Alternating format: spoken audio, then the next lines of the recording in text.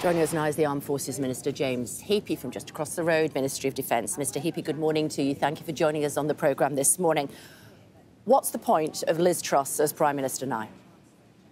Liz is the elected leader of our party and the Prime Minister of the United Kingdom. She's hard at work in the building behind you, delivering for our nation. She's referred to, jokingly, by people, including George Osborne, as Pino. Prime Minister in name only? That's not a name that I recognise. Look, she's been very candid about the mistake that was made, and she's apologised for that. And I think that that counts for a lot. There's leadership in doing that. But I think people forget that there is more to being Prime Minister than what you see on camera. And right now we are in a world where some really big decisions have to be made. The global economy is moving in a direction where all major economies around the world are needing to react. And those are big decisions for the Prime Minister to take with her Chancellor. But so too are there real security concerns right now, which require some really big decisions with her fellow world leaders. And I can see a Prime Minister who is hard at work on doing those things. And I'm grateful that she was quick in making the change and, crucially, in apologising to the British people for the mistake that was made. But she is very much our Prime Minister, and for what it's worth, I think that she is doing a good job. She didn't choose this U-turn. It was forced upon her, wasn't it? Yeah, absolutely, Kate. And I don't think anybody disputes that. It was forced upon her for two reasons. Firstly, by her own admission, she and the previous Chancellor chose to go too far and too fast with a package of measures that would have potentially brought growth quicker to the UK economy, but were out of kilter with where the markets were at that moment. And then add to that there is a big international movement going on in the global economy right now. I think the IMF overnight have pointed to the fact that other major European economies are likely to go into recession. Bloomberg, I think, have said that it's very likely that the US is going to go into recession. So when you put those two things together, a mistake in that she sought to go too far too fast within the setting of a global economic situation, of course, this was forced upon her. And it took an enormous amount of courage and leadership to recognise that, make the change quickly, apologise to the British people, which I think you would reflect, I hope, is a contrast to a year ago when the previous Prime Minister's woes began. She has fronted up to her mistake very quickly. And there are people in the parliamentary party who don't want that to be an end of it. But I think for an awful lot of us, we recognise that this is a moment when the country needs its government to knuckle down and get back on with the day job. With all due respect, Mr Heappey, she's changed her mind because the markets were tanking. If the Bank of England hadn't stepped in, the pensioners would not have had their pension funds protected by the Bank of England. She had no other choice than to do a volte fast. Did you support, when you heard the mini-budget on the 23rd of September, did you think that's a good idea, or did you think, what on earth are they playing at? No, look, to be completely honest with you, Kay, when the mini-budget was presented to us in the Cabinet meeting immediately before the Chancellor's statement, each and every one of those measures was consistent with the approach to growth that the government was seeking. And we all in Cabinet accept collective responsibility for the fact that that mini-budget was given. And it is important for all of us to be very honest about that. It's not just the Prime Minister who made that mistake, although she has owned it and apologised for it. Are you sorry? Yes, 100%. I just, the reality is that scale of intervention based on borrowing at a moment when the gilts market was as vulnerable as it is because of these LDI mechanisms that have become so pervasive within pension funds is not sustainable. It was a mistake. And the intervention that was required from the Bank of England thereafter was very necessary. But so too has been the government's decision to row back on many of those measures, although it's important to note that the national insurance cut, the stamp duty cut, and crucially the intervention on energy bills still stands. But beyond that, the government has rowed back because it recognises that the markets are important. The rate at which the government borrows is absolutely essential to the stability of our economy and our spending plans going forward. And the Prime Minister has addressed that. OK, so the whole cabinet all supported this mini-budget before it was put to the House of Commons. Is that what you just said? Yes. OK, so none of you knew what you were doing. So why on earth are you still running the country?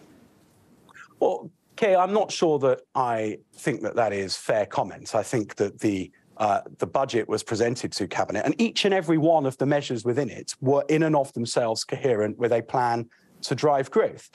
But if you're asking why I think I, as a defence minister, deserve to continue to sit around the cabinet table, I would reflect that we here in the Ministry of Defence are doing a good job of keeping our nation safe at a time of incredible global insecurity. My boss, Ben Wallace, is in Washington this morning having the sort of conversations that, beyond belief, really, the fact that we're at a time when these sort of conversations are necessary. I think that in this department, we've done a good job and we've got a good record on which to stand. And actually, I could say the same for every other colleague around government in their department too. To keep our country safe, we need to keep our economy safe. And we saw immediately that the markets thought you'd all lost your minds. Well, I think we're in violent agreement. I've been very honest with you throughout this interview, as the Prime Minister was in her interview last night, that the reaction of the markets caused a change in plan. That was a plan that was changed quickly and the Prime Minister's owned and apologised for. But the fact is that the markets have since been reassured. And that is also a good thing and a reflection of her leadership and the fact that she now has a chancellor in number 11 in whom the city has confidence. And that is a good thing. How many more mistakes can she afford to make? Well, I suspect, given how skittish our politics are at the moment, not very many, but she wouldn't have wanted to have made the mistake that she's made.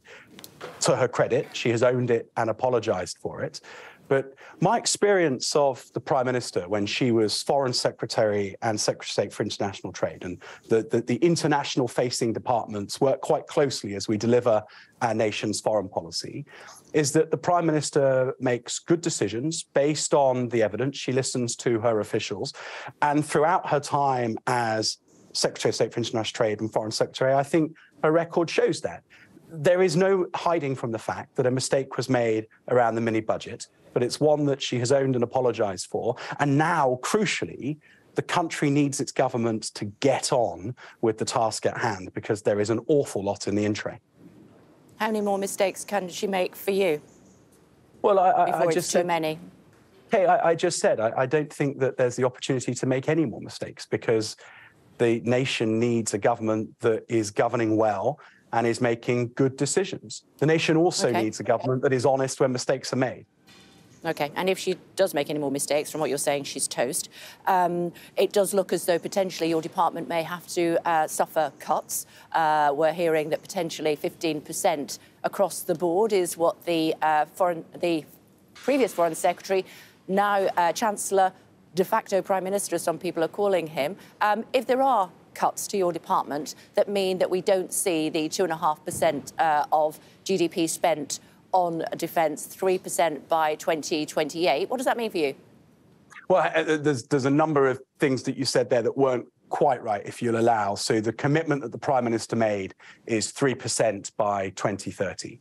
And to be clear, like the Secretary of State, that is something that I believe must be delivered given the need to keep our nation safe in increasingly uncertain times. You cannot have prosperity at home or internationally without security. And that is a really good reason to be investing in defence. Now, if in the very immediate term, there is a requirement to look at what we can do to help the Treasury out, that's a discussion for the Chancellor to have with the Secretary of State.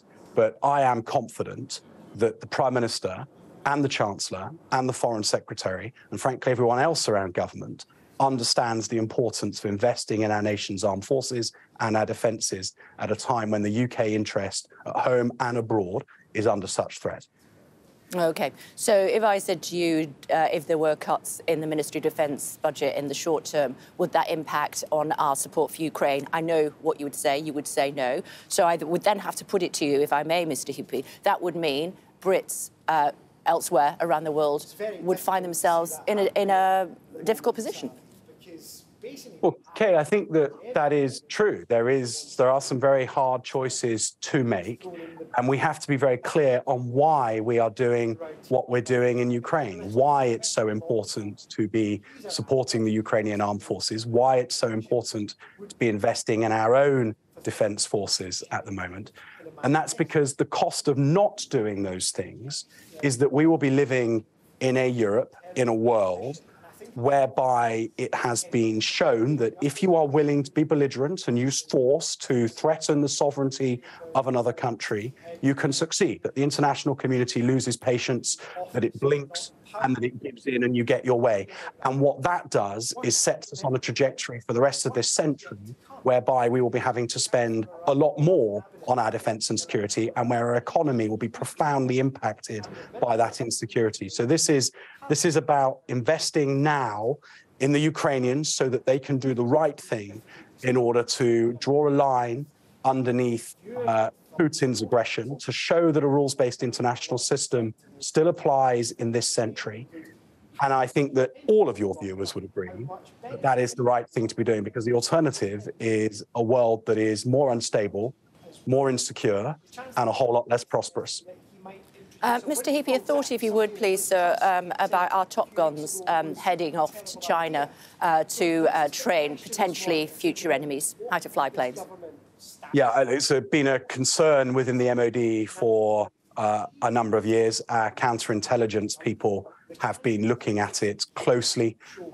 We have approached the people that are involved and been clear with them that it is our expectation that they would not continue to be part of that organisation. And we are going to put into law that once people have been given that warning, it would become an offence to then go forward and continue with that training. China is a competitor that is threatening the UK interest in many places around the world. It's also an important trading partner, but there is no secret in their attempt to gain access to our secrets, and the recruitment of our pilots in order to understand the capabilities of our Air Force is clearly a concern to us and the intelligence part of the MOD. OK, so don't be a traitor, come home before you can't, and we put you in jail. Well, yeah, don't go and train foreign air forces without checking with the MOD whether they're a foreign air force that we want to see you train would be a pretty good rule. OK, it's good to see you, Mr Heappey. Thank you very much indeed for joining us.